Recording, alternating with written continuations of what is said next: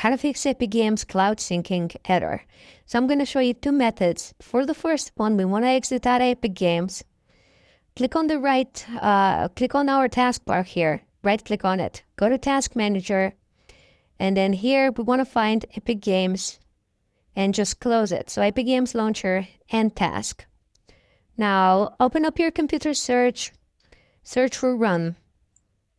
Open up this application and type this out. Local app data. So percentage, local app data, %, and click on OK. Now here we want to select any folder and type E so we can find the Epic Games Launcher. Open it up, open up the saved folder, and delete this web cached folder. So right click and delete. Then what we need to do is open up Epic Games. It might take a little bit of time to open up, but the second step is super simple. Just click on your profile icon here, go to settings, and check this box, enable cloud saves.